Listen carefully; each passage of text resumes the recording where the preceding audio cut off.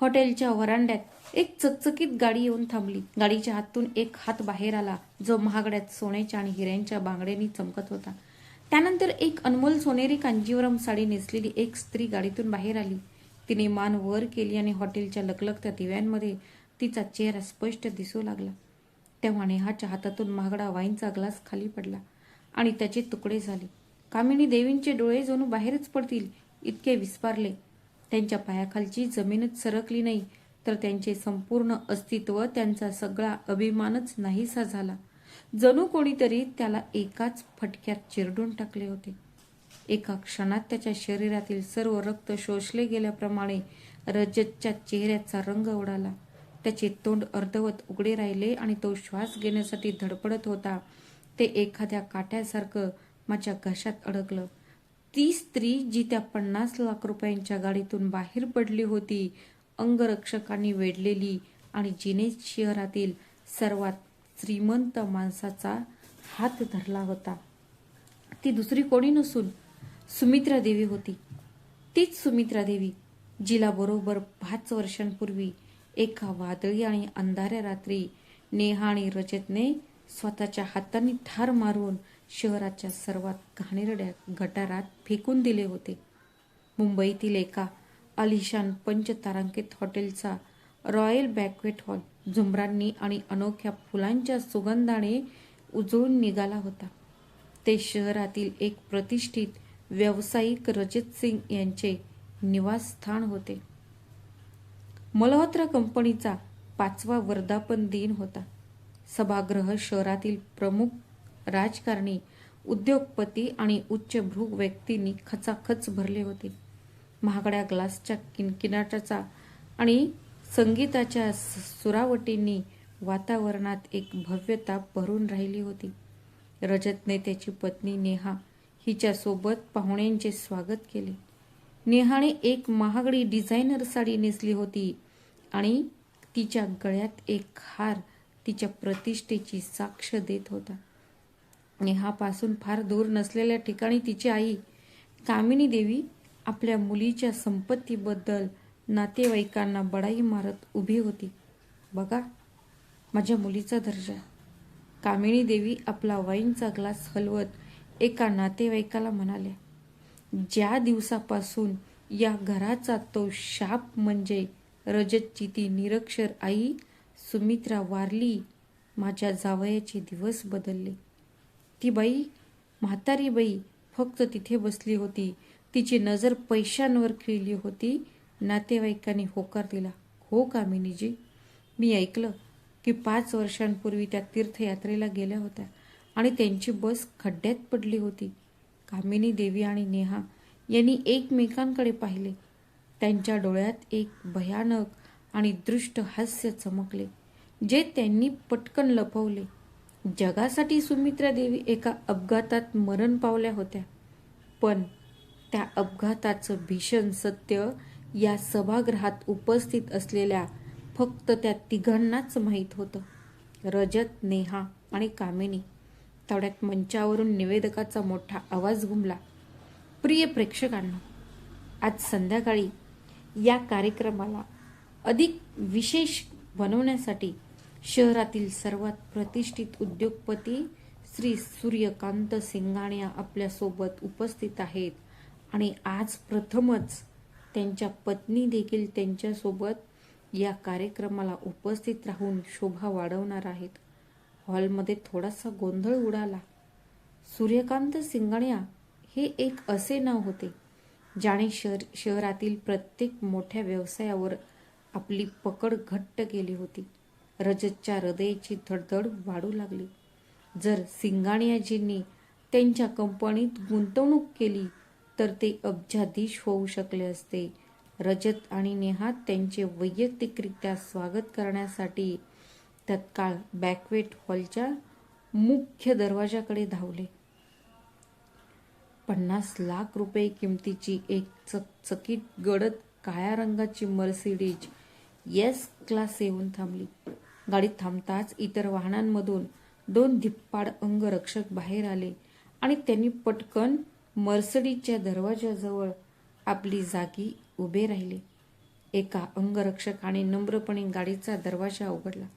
गाडीतून सर्वात आधी बाहेर आले श्री सूर्यकांत सिंघानिया, एक 65 वर्षीय गृहस्थ ज्यांचे व्यक्तिमत्व अत्यंत प्रतिष्ठित आणि प्रभावी होते आणि ज्यांच्या चेहऱ्यावर गंभीर भाव होते आणि एक गूढ शांतता पसरली. तो वळला आणि पत्नीला गाडीतून बाहेर पडायला मदत करण्यासाठी त्याने गाडीत हात पुढे केला. हॉलमध्ये उभे असलेल्या रजत, नेहा आणि कामिनी देवी यांच्या चेहऱ्यावर एक वेगळाच भाव होता. त्यांनी यापूर्वी कधीही न पाहिलेल्या श्रीमती सिंघानियांना पाहण्यासाठी ते उत्सुक होते. गाडीच्या आतून एक हात बाहेर आला. त्या हातात सोन्या हिऱ्यांच्या महागड्या बांगड्या चमकत होत्या. मग एक महागडी सोनेरी रंगाची कांजीवरम साडी नेसलेली एक स्त्री गाडीतून बाहेर आली.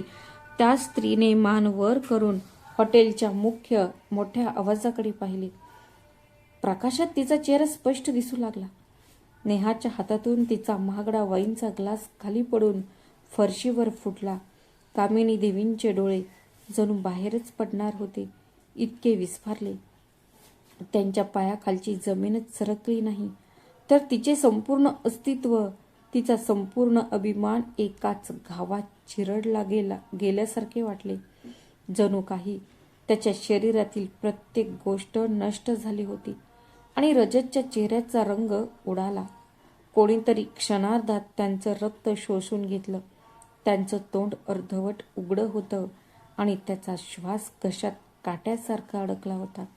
ती बाई जिथे 50 लाख रुपयांच्या गाडीतून उतरली होती, जिच्या भोवती अंगरक्षक होते आणि शहरातील सर्वात श्रीमंत माणसाचा हात धरलेली दुसरी कोणी नसून सुमित्रा देवी होत्या. त्याच सुमित्रा देवी ज्यांचा बरोबर 5 वर्षांपूर्वी एका वादळी आणि त्या काळोख्या रात्री नेहा आणि रजतने तिला स्वतःच्या हाताने ठार मारले होते आणि शहराच्या सर्वात घाणेरड्या गटारात फेकून दिले होते. सुमित्रा देवीच्या चेहऱ्यावर आता तिच्या सासूच्या चेहऱ्यावरचे तेच जुने असहाय्य घाबरलेले भाव नव्हते. तिच्या डोळ्यात राणीचा अभिमान आणि एक भयंकर आग धगधगत होती. तिने आपली नजर वळवली आणि दारात पुतळ्यांसारखे उभे असलेल्या रजत आणि नेहाच्या डोळ्यात थेट पाहिले. तिच्या ओठांवर एक द्रुत हास्य उमटले, एक जीवघेणे हास्य चेहऱ्यावर उमटले, ज्यामुळे नेहाच्या अंगावर काटा उभा राहिला. जणू काही गटाराचे कुजके बर्फासारखे थंड पाणी अचानक तिच्या फुफ्फुसात भरले आहे असे तिला वाटले. आई, रजतच्या कोरड्या घशातून एक हुंदका बाहेर पडला. तो भूत पाहत होता की वास्तव हे त्याला कळत नव्हते. रजतने आई हा शब्द उच्चारताच सुमित्रा देवींच्या मनात 5 वर्षापूर्वींचा तो भयानक आणि वादळी काळ चमकून गेला. 5 वर्षांपूर्वी सुमित्रा देवी विधवा होत्या. त्यांच्या पतीने त्यांच्यासाठी कोट्यावधी रुपयांची मालमत्ता आणि शहराच्या मध्यभागी असलेला एक मोठा बंगला जो त्यांच्या मालकीचा होता तो मागे ठेवला होता. रजत हा त्यांचा एकुलता एक आणि लाडका मुलगा होता. पण नेहा आणि तिची लोभी आई कामिनी यांच्या नजरेत सुमित्रा देवी त्यांच्या आणि कोट्यावधी डॉलर्सच्या मालमत्तेच्या मध्ये एक काटा होती. जुलैची ती रात्र खूप वादळी होती. बाहेर मुसळधार पाऊस पडत होता आणि विजा चमकत होत्या. सुमित्रा देवी खूप आजारी होत्या. त्यांना प्रचंड ताप होता. रात्री 11 वाजता नेहा त्यांच्या खोलीत आली. तिच्या हातात दुधाचा ग्लास होता. आई, कृपया हे दूध प्या. मी यात तुमचं औषध मिसळलं आहे, नेहा खूप गोड आणि कृत्रिम आवाजात म्हणाली. सुमित्राजींनी निसंशयपणे दूध प्यायले, पण ते प्यायल्यानंतर 10 मिनिटांनी त्यांचे शरीर सुन्न होऊ लागले. तिला श्वास घ्यायला त्रास होऊ लागला आणि तिच्या डोळ्यासमोर अंधारी येऊ लागली. तिच्या लक्षात आले की ते दूध औषध नसून विष होते. ती पलंगावरून खाली पडली. रजत, बाळा, मला वाचव. थरथरत्या हाताने जमिनीवर ओरखडे काढत ती ओरडली. तेवढ्यात खोलीचा दरवाजा उघडला. रजत आणि कामिनी देवी आत आले. रजतच्या डोळ्यात त्याच्या दुःखी आईबद्दल कणभरही दया नव्हती. म्हातारे, तू खूप जगली. सुमित्राचे केस निर्दयीपणे ओढत कामिनी म्हणाली.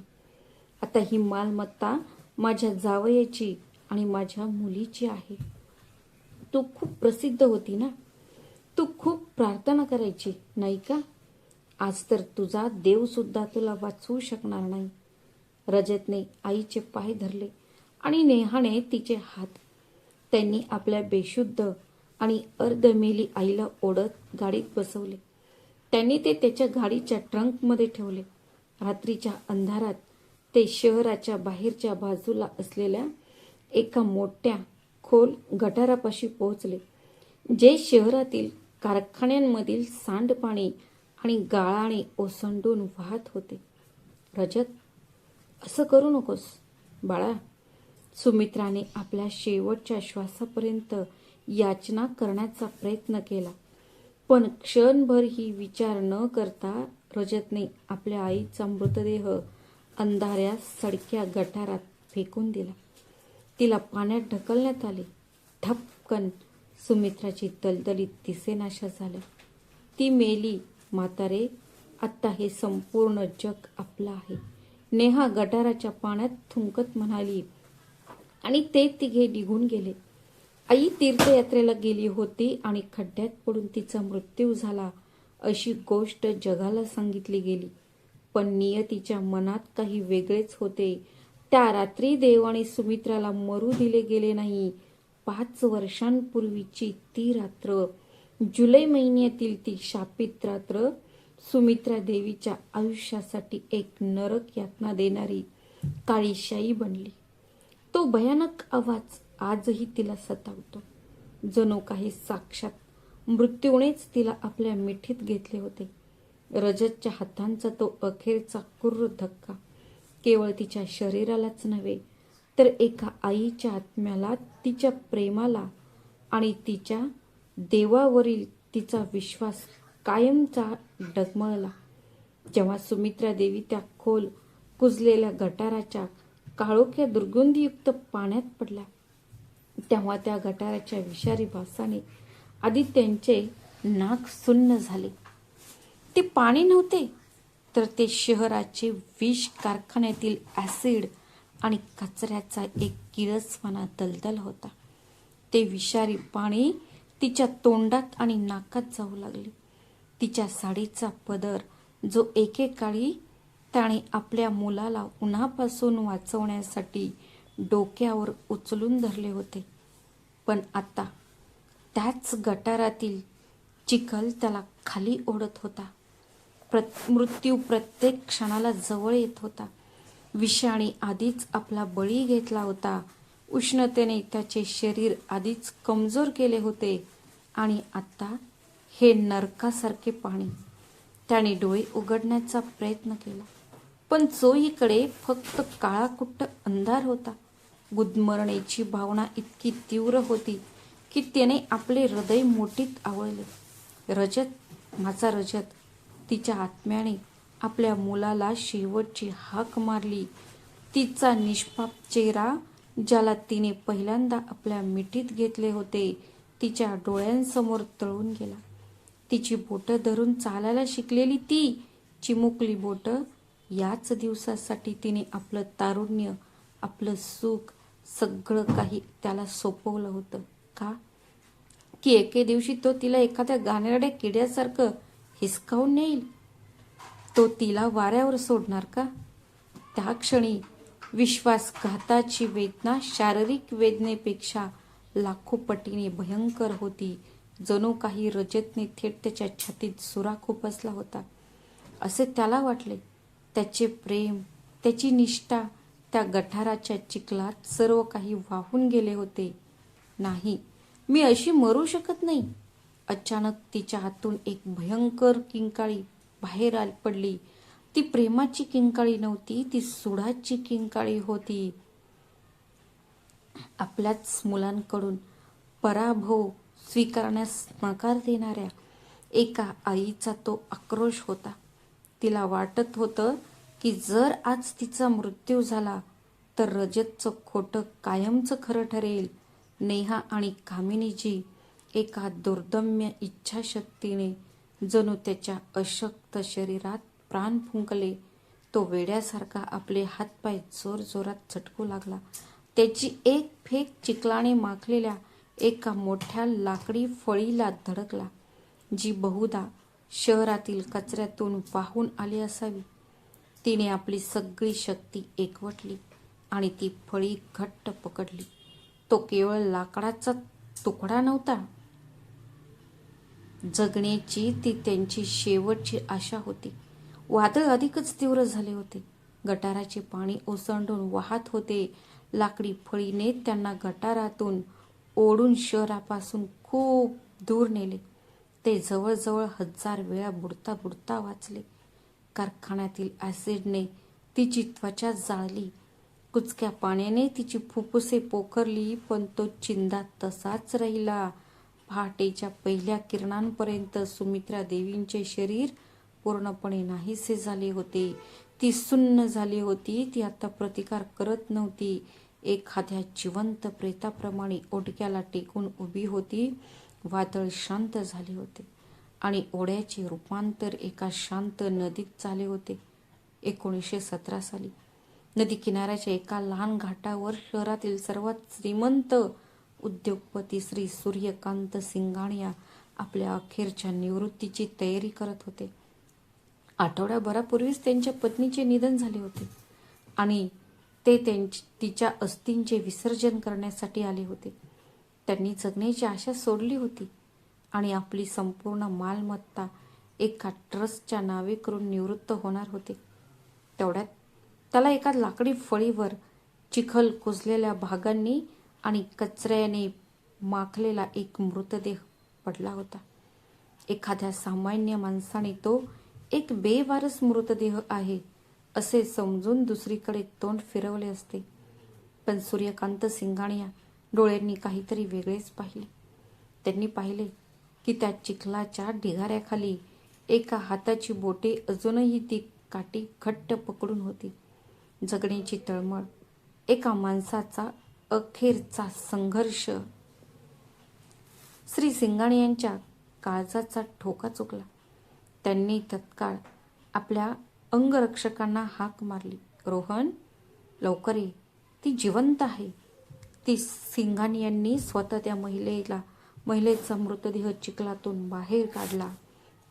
सुमित्राजींच्या शरीराला लागलेल्या विषारी सांडपाण्यामुळे त्यांचा डिझायनर कुर्ता खराब झाला, पण त्यांना त्याची पर्वा केली नाही. जेव्हा त्यांनी सुमित्राजींच्या तोंडावरचा चिखल आणि घाण साफ केली, तिच्या चेहऱ्यावरच्या तारुण्यातील वर्णांनी सूर्यकांतला आतून हादरवून सोडले. हा मृतदेह नाही, सिंघानिया पुटपुटले. त्याच क्षणी त्यांनी आपल्या पत्नीचा संन्यास घेण्याचा इरादा सोडून दिला. त्यांना वाटले की देवाने त्यांना एक शेवटचे कार्य दिले आहे. या महिलेचा जीव वाचवणे. सुमित्राजींना एका अत्यंत खाजगी आणि अत्याधुनिक रुग्णालयात हलवण्यात आले. सर्वोत्कृष्ट डॉक्टरांना बोलवण्यात आले. त्यांची ओळख अत्यंत गुप्त ठेवण्यात आली होती. सुमित्रा देवी आठवडाभर कोमात होत्या. यंत्रांच्या साहाय्याने त्यांचा श्वासोच्छ्वास चालू होता. एका आठवड्यानंतर जेव्हा त्या अखेर शुद्धीवर आल्या, जेव्हा तिने डोळे उघडले, तेव्हा तिच्या समोर एक अनोळखी खोली होती आणि तिच्या पलंगाशेजारी एक अनोळखी व्यक्ती बसली होती. तिचा आवाज गेला होता. ती फक्त डोळ्यांनीच प्रश्न विचारू शकत होती. सिंघानिया एक मृदू आवाजात म्हणाले, शांत व्हा, तुम्ही सुरक्षित आहात. मी तुम्हाला त्या गटारातून जिवंत बाहेर काढले. तुम्ही आठवडाभर बेशुद्ध होता. गटार, रजत, नेहा, ती सर्व भयानक सत्ये एका क्षणात त्यांच्या डोळ्यासमोरून तरळून गेली. तिच्या डोळ्यात अश्रू दाटून आले. तिने भाजलेल्या हातांनी तोंड झाकले आणि अनावर रडू लागली. तिच्या रडण्याने खोलीतील प्रत्येक डॉक्टर आणि नर्सच्या डोळ्यात अश्रू आले. श्री सिंघानिया यांनी तिची कहाणी ऐकली. त्यांनी पाहिले की एका आईचे प्रेम तिच्याच मुलांनी कसे चिखलात तुडवले होते. त्यांना सुमित्रा देवीच्या डोळ्यात द्वेष दिसला नाही, तर केवळ आईलाच होऊ शकणारी एक खोल वेदना त्यांनी पाहिली. त्यांनी सुमित्रेचा हात आपल्या हातात घेतला आणि म्हणाले, सुमित्रा, देवाने तुला एक नवीन जीवन दिले आहे. मी सूर्यकांत सिंघानिया तुम्हाला माझ्या पत्नीचा दर्जा देत आहे. जगाला सांगा की सुमित्रा देवी तीर्थयात्रेत मरण पावल्या. आजपासून तुम्ही श्रीमती सिंघानिया आहात. माझी सर्व संपत्ती, माझा सर्व दर्जा, हे सगळं तुझंच आहे. पण मी संपत्ती तुला चैनीसाठी देत नाही. मी ही तुला देतोय जेणेकरून तू त्या लोभी रजत आणि नेहाचा प्रत्येक अहंकार आणि संपत्ती पूर्ण करू शकशील. तिच्या भाजलेल्या हातांवर हिऱ्याचे ब्रेसलेट घालत सिंघानियाजी म्हणाले, रजतने तुला गटाराच्या चिखलात फेकले होते. आता तू त्याला त्या चिखलापेक्षाही वाईट वागणूक दे. तू त्याला अशा ठिकाणी फेकून दे जिथे त्याला स्वतःच्या सावलीची ही लाज वाटेल. ही माझी शपथ आहे. आणि आजपासून तुझीही. हॉस्पिटलच्या त्या बेडवर पडून अशक्त सुमित्रा देवींनी आपला शेवटचा अश्रू पुसला. तिच्या डोळ्यात रेंगाळणारी ती कोमलता आता एका भयानक सुडात बदलली होती. तिने सिंघानियाकडे एक अर्थपूर्ण कटाक्ष टाकला आणि हळूच मान हलवली. हो, ती आत्ता सुमित्रा देवी राहिली नव्हती. ती मिसेस सिंघानिया होती. एक जिवंत प्रेत, जी त्या 5 दशलक्ष रुपयांच्या गर्वापासून आपल्याच रक्ताच्या स्वतःच्या मुलाला वाचवण्यासाठी त्या नरकासारख्या दलदलीतून परत आली होती. त्याला त्याच घाणेरड्या गटाराच्या चिखलात कायमचे गाडले जाऊ शकले असते.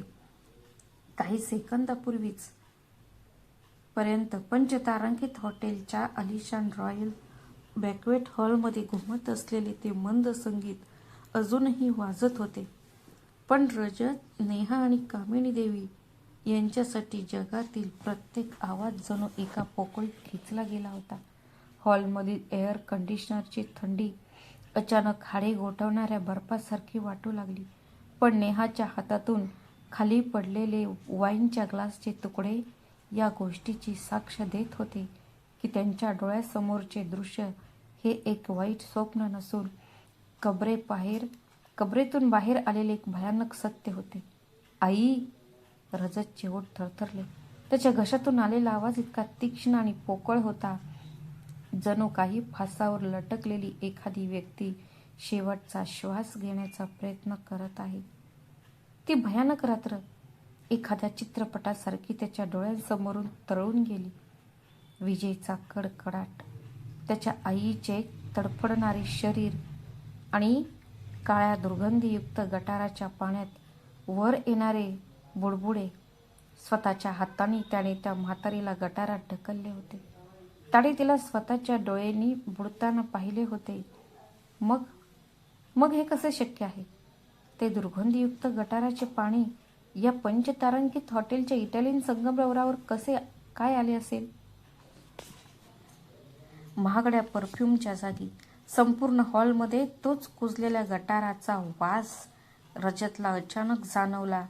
त्याच्या कपाळावर घामाचे थंड थेंब जमा झाले.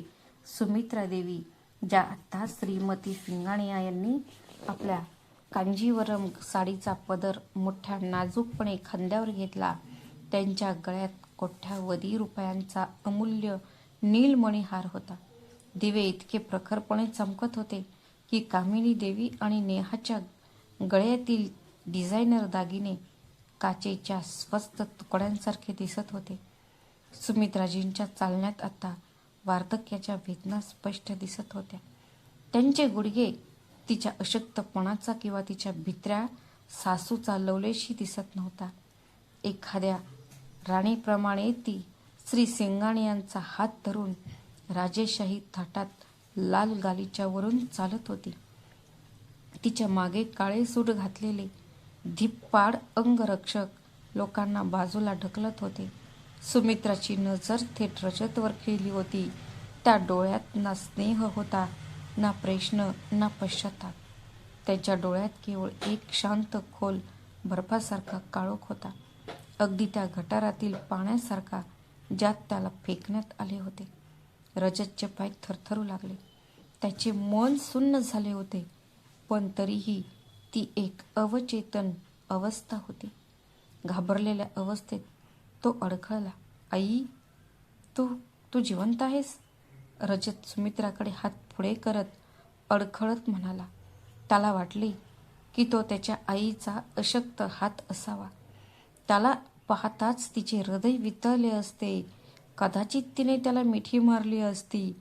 पण जसा रजत सुमित्राजवळ पोहोचला तसाच मिस्टर सिंगाणियांच्या 7 फूट उंच अंगरक्षकांपैकी एकाने आपला लोखंडासारखा मजबूत हात रजतवर ठेवला.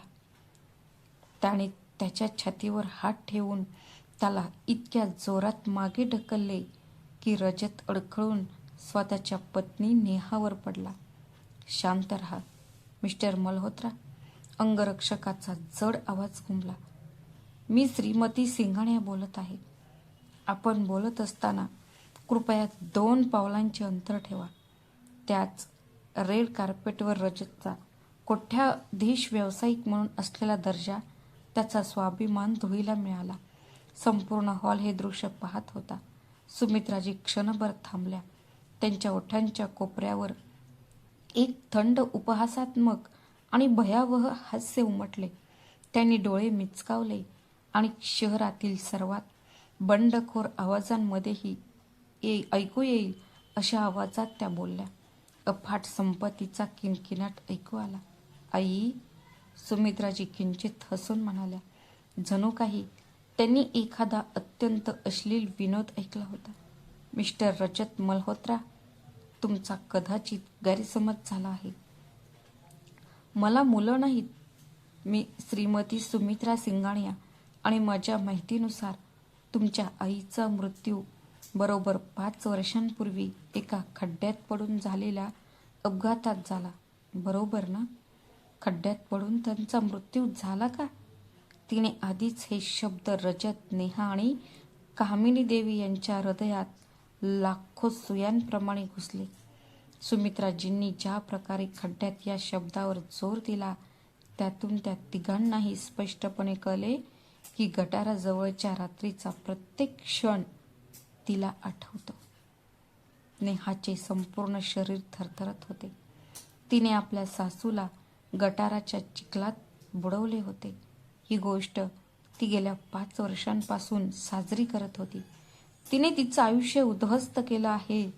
आज 50 लाख रुपयांची गाडी आणि शहरातील सर्वात मोठी उद्योगपती असलेली तीच सासू तिच्या समोर मृत्यूच्या सावलीसारखी उभी होती. नेहा आणि तिची आई कामिनी देवीकडे पाहिले. तिचा चेहरा फिकट पडला, जणू तिच्या शरीरातील सर्व रक्तच काढून घेतले गेले होते. त्याच क्षणी श्री सिंगाणिया यांनी माईक हातात घेतला.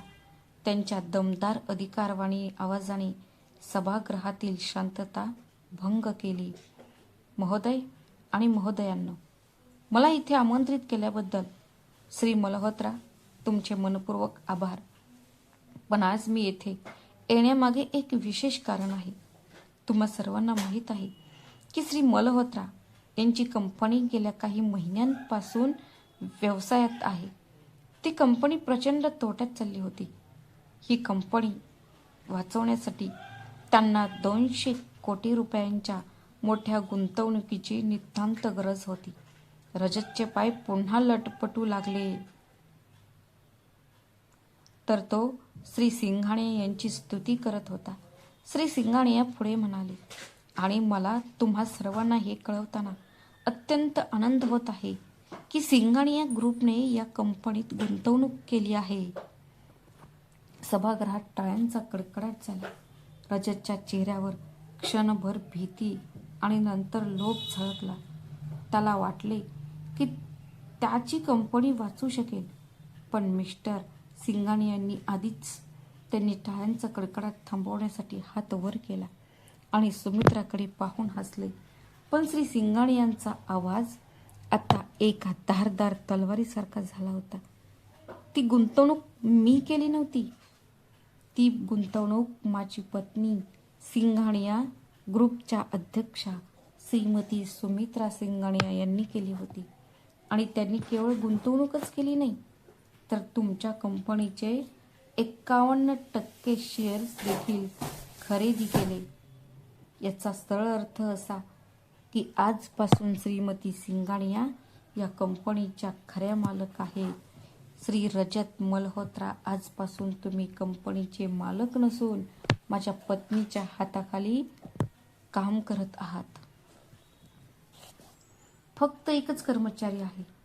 ही घोषणा बॉम्बस्फोटापेक्षा जास्त भयानक होती. रजतचे मन सुन्न झाले. ज्या कंपनीसाठी त्याने स्वतःच्या आईला दुधात विष मिसळून मारले होते, आज तर अख्खी कंपनी त्या आईच्या पाया पडली होती. सुमित्रा सावध पावले टाकत चालत रजतच्या अगदी समोर जाऊन उभी राहिली. तिच्या परफ्यूमच्या वासाने नेहाचा श्वास कोंडला होता. सुमित्राने डोळे किंचित बारीक करून रजतच्या डोळ्यात खोलवर पाहिले. तिची नजर शांत पण अंगावर शहारे आणणारी होती.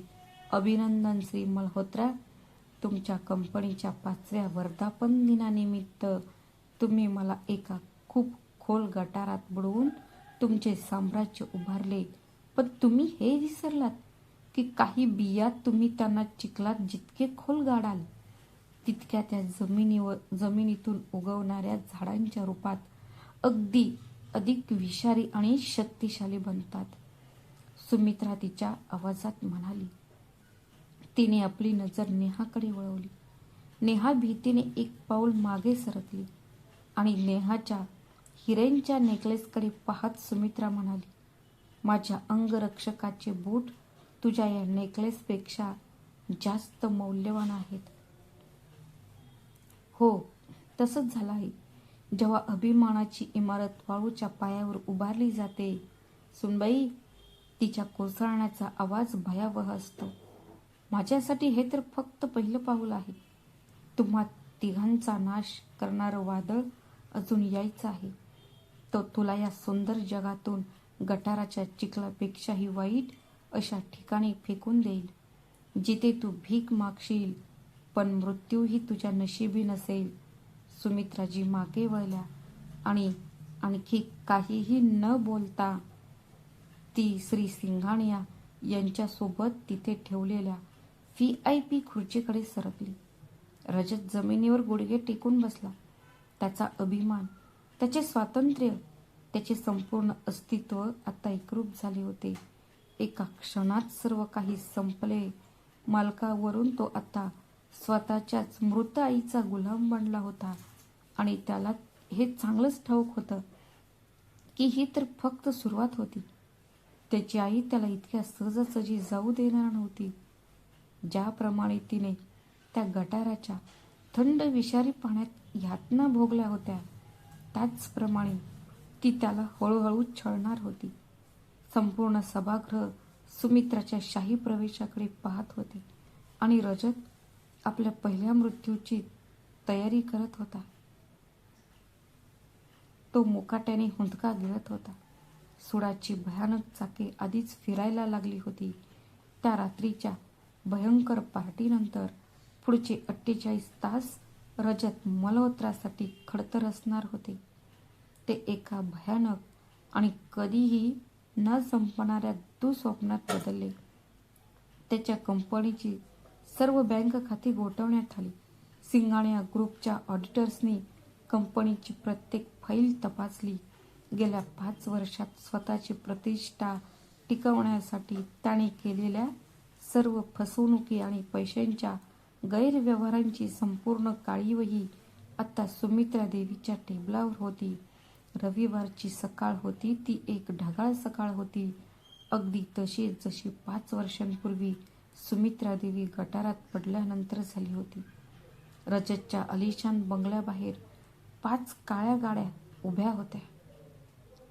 गाड्यांचे दरवाजे उघडले आणि काळे सूट घातलेल्या डझनभर अंगरक्षकांनी संपूर्ण बंगल्याला वेढा घातला. आतमध्ये ते दृश्य एखाद्या ओसाड घरट्यासारखे होते. हॉलमध्ये सुटकेसेस विखुरलेल्या होत्या, त्या उघड्या पडल्या होत्या. नेहा आणि तिची आई कामिनी देवी त्यांचे डिझायनर कपडे, परदेशी घड्याळ आणि करोडो रुपयांचे दागिने घाईघाईने बॅगांमध्ये भरत होत्या. त्या शहरात पळून जाण्याची योजना आखत होत्या. रजत एका कोपऱ्यात होता. तो डोके धरून बसला होता. त्याचे डोळे लाल झाले होते आणि केस विस्कटलेले होते. तो 2 दिवसांपासून झोपला नव्हता. तेवढ्यात बंगल्याचा मुख्य दरवाजा एका मोठ्या आवाजासह उघडला. सुमित्रा देवी, एक अत्यंत सुंदर स्त्री आणि एक भव्य रेशमी साडी नेसून, तिसरी सिंघानिया आणि शहरातील सर्वात प्रतिष्ठित वकिलांसोबत हॉलमध्ये दाखल झाली. केवळ त्यांच्या पावलांच्या आवाजानेच नेहाच्या हातातून दागिन्यांची पेटी खाली कोसळली. सोन्याच्या बांगड्या आणि हिऱ्यांचे हार इटालियन संगमरवरावर विखुरले होते. सुमित्राने आपली चप्पल त्या विखुरलेल्या दागिन्यांवर ठेवली आणि पुढे जाताना ते तुडवले. आज तिच्या डोळ्यात दया नव्हती, फक्त बर्फाचे वादळ होते. तुम्हाला घाई आहे का? सुमित्राचा थंड आवाज त्या मोठ्या हॉलच्या भिंतीवर आदळून घुमला. या घराचा अंतिम हिशोब अजून व्हायचा आहे आणि तुम्ही पाहुण्यांसारखे आहात. तुम्ही मला न कळवता निघून जात आहात का? तुम्हाला काय हवंय? कामिनी देवी थोडं खोटं धैर्य गोळा करत अडखळत म्हणाल्या. तुम्ही कंपनी ताब्यात घेतली आहे, बरोबर? आता तुम्ही आम्हाला मारणार का? सुमित्राने तिच्याकडे पाहिले. एक भयावह नजर दिसली. अरे, जीव घेणे हा तुमचा व्यवसाय आहे. कामिनीजी, 5 वर्षांपूर्वी माझ्या दुधात विष घालून तुम्ही माझ्यावर लादलेले कर्ज वसूल करायलाच मी आले आहे. सुमित्राचे वकील पुढे आले आणि त्यांनी काचेच्या टेबलावर एक जाड फाईल जोरात आपटली. श्री रजत मल्होत्रा, वकील कठोर आवाजात म्हणाले. सिंघानिया ग्रुपच्या अधिग्रहणानंतर ऑडिट मला कळले आहे की तुम्ही कंपनीच्या निधीतून 150 कोटी रुपयांचा अपहार केला आहे आणि सर्वात महत्त्वाचे म्हणजे हा बंगला गहाण ठेवून घेतलेल्या 50 कोटी रुपयांच्या कर्जाची तुम्ही परतफेड केलेली नाही. आता कंपनी आमची असल्यामुळे या बंगल्याच्या लिलावाची कागदपत्रही आमच्याकडे आहेत. आत्ता हा बंगला सिंघानिया ट्रस्टची मालमत्ता झाली आहे. रजतच्या हृदयाचे ठोके जणू थांबलेच. बंगला माझं घर नाही. तुम्ही माझं घर हिरावून घेऊ शकत नाही. सुमित्रावर झडप घालत रजत ओरडला. सुमित्राच्या अंगरक्षकाने रजतची कॉलर पकडली, त्याला हवेत उडवले आणि परत सोफ्यावर आपटले. तुमचं घर? सुमित्राच्या आवाजात आता वाघिणीसारखी गर्जना होती, ज्यामुळे रजतच्या अंगावर काटा आला. माझ्या दिवंगत पतीने हे घर माझ्या नावावर केलं होतं. तुम्ही आणि या 2 चेटकिणींनी मला गटारात बुडवून हे घर बळकावलं. हो, हे घर तुझं कधीच नव्हतं, रजत. तेवढ्यात बाहेरून पोलिसांच्या सायरनचा मोठा आवाज आला. बंगल्याच्या वरांड्यात 3 पोलीस वाहने थांबली. शहराचे वरिष्ठ पोलीस आयुक्त त्यांच्या गाडीत होते. पोलिसांना पाहून नेहा आणि कामिनी देवी यांना धक्का बसला. कमिशनर साहेब, हे रजत मल्होत्रा आहेत, सुमित्राचे वकील म्हणाले. फसवणूक, तुमच्याकडे सर्व पुरावे आहेत. आयुक्तांनी रजतकडे पाहून म्हटले. रजत मल्होत्रा, तुम्हाला अटक करण्यात येत आहे. 150 कोटी रुपयांचा घोटाळा आणि बँकेची फसवणूक केल्याबद्दल नाही, हे खोटं आहे. नेहा अचानक ती एका वेड्यासारखी ओरडू लागली. सर्व काही संपले आहे हे लक्षात आल्यावर तिचा मूड बदलू लागला. ती सुमित्राच्या पाया पडली. आई, कृपया मला वाचव. मी काहीही केलं नाही. हा सगळा रजत आणि माझ्या आईचा कट होता. त्यानेच तुझ्या दुधात विष घातलं. त्यानेच तुला गटारात फेकलं. मी फक्त घाबरले होते. आई, मला तुरुंगात पाठवू नकोस. मी तुमची सून आहे. नेहा कुत्रीसारखी गयावया करत होती. स्वतःच्या नवऱ्याला आणि आईलाही सुळावर चढवत होती. जेव्हा कामिनी देवींनी आपल्या मुलीला असे करताना पाहिले तेव्हा त्यांना धक्काच बसला. अगं चेटकिनी, तू मला अडकवण्याचा प्रयत्न करत आहेस का? तूच म्हणाली होतीस की आपण या म्हातारीला संपवून टाकावं. तूच विषयाची ऑर्डर दिली होतीस. आई आणि मुलगी हॉलच्या मध्यभागी एकमेकींचे केस ओढू लागल्या आणि एकमेकींना शिव्या देऊ लागल्या. ती हार मानू लागली. त्यांचा उच्चभ्रू दर्जा, जो त्यांचा करोडोंचा अभिमान होता, तो आता रस्त्यावरचा एक तमाशा बनला होता. ते दोघेही गरुड आणि कावळ्यांप्रमाणे एकमेकांना चोच मारत होते. पुरे, सुमित्रा म्हणाली. ती काठी जमिनीवर इतक्या जोरात आदळली की दोन्ही स्त्रिया थरथरल्या आणि मागे सरकल्या. सुमित्राच्या चेहऱ्यावर कमालीचा तिरस्कार दिसत होता. तुझी ही घाणेरडी नीच विकृती पाहून मला त्या गटारातल्या चिखलासारखं वाटलं. ते सुद्धा आता पवित्र दिसू लागले आहेत. सुमित्रा प्रत्येक शब्द चावत म्हणाली. तिने आपल्या अंगरक्षकांकडे इशारा केला. या 2 मृतदेहांवरचे करोडोंचे दागिने म्हणजे माझा पैसा आहे. हे सगळं काढून टाका. अंगरक्षकांनी निर्दयीपणे नेहाच्या गळ्यातून हिऱ्यांचा हार, कानातले आणि बांगड्या हिसकावून घेतल्या.